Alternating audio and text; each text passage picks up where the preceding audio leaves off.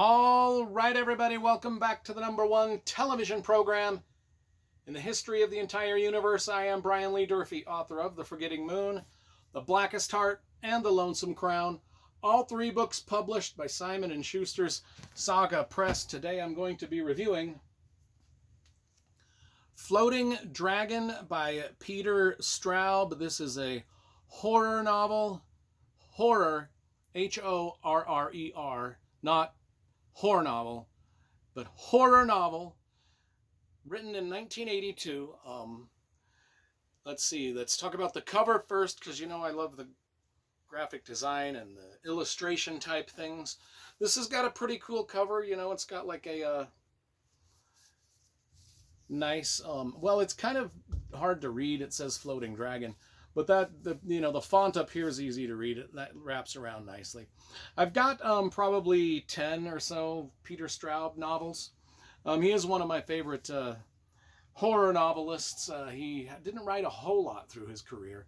He's mostly known for collaborating with Stephen King on The Talisman and The Black House. But anyway, I'm going to read the 3 sentences from the back of the book, and then we'll launch into the review itself.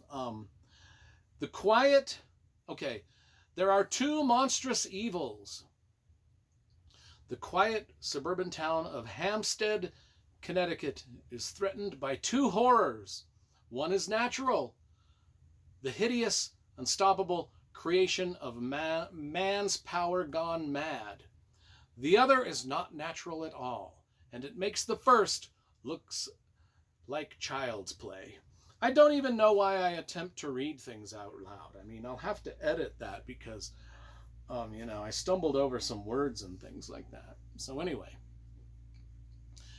Hampstead, Connecticut is a fictional town that Peter Straub made up based off of the actual town that he lived in.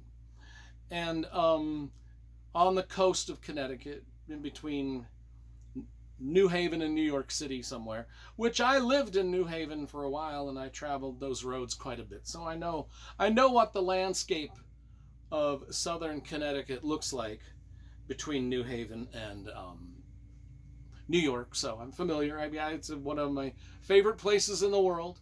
So anyway, Hampstead, well, it's basically, he kind of pins it down as Fairfield, Connecticut, which is where he lived. He's like, it's basically in Fairfield County, Connecticut, where Peter Straub himself had just bought a new house. So this book was inspired by that town and also by a carbon monoxide leak from a warehouse that killed 4 people when, or slightly before Peter Straub moved to the town.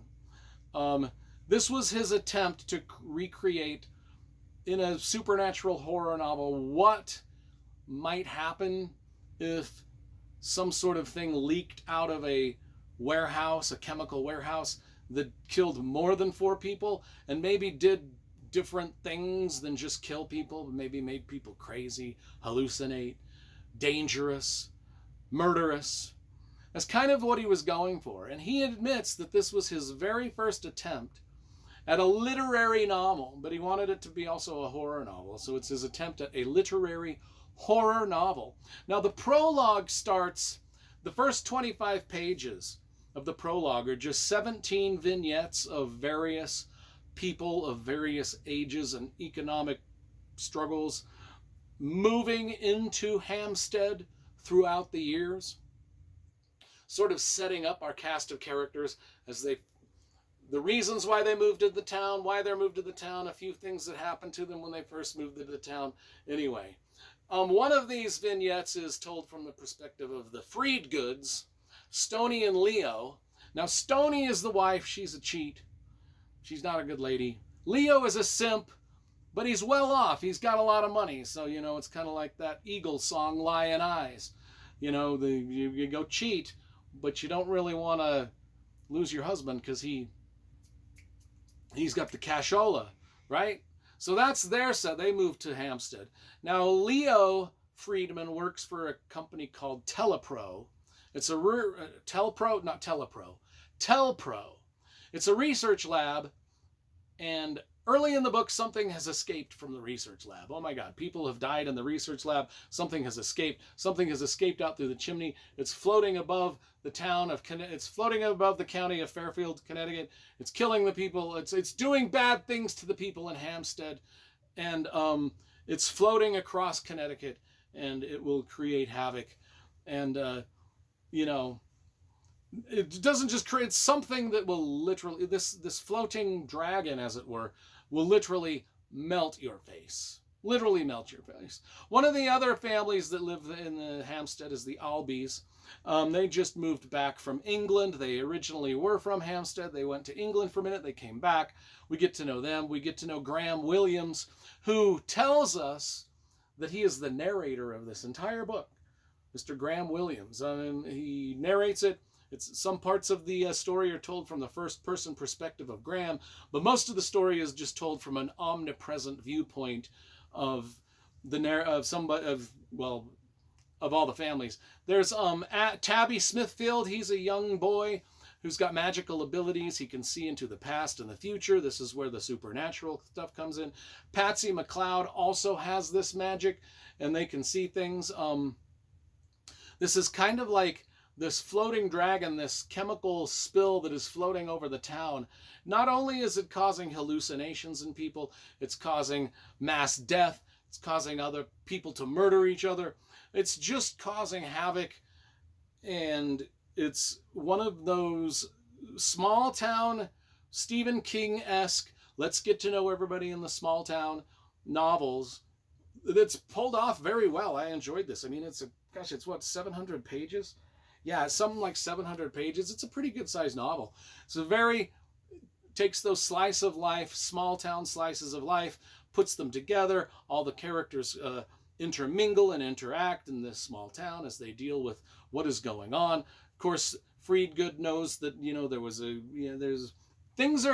some people know what's going on. Other people are like, why is weird shit happening? Why is my face melting off kind of stuff?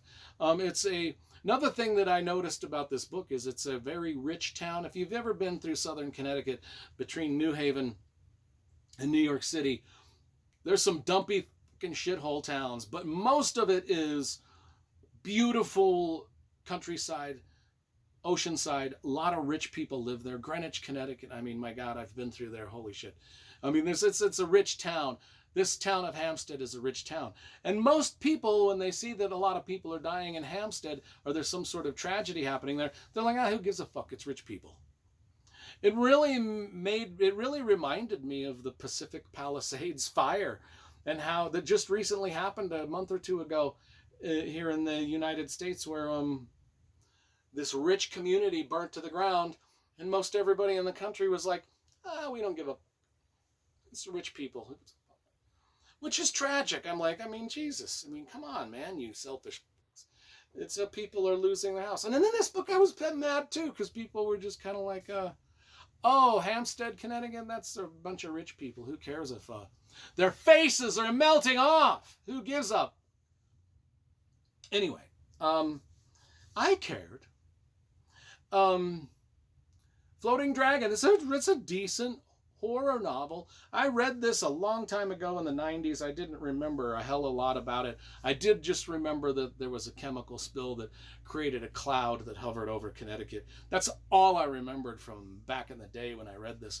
But rereading it was kind of a nice little trip down memory lane. Parts of it started to come back to me, and I really liked it. I'm going to give this a solid 9 stars out of 10.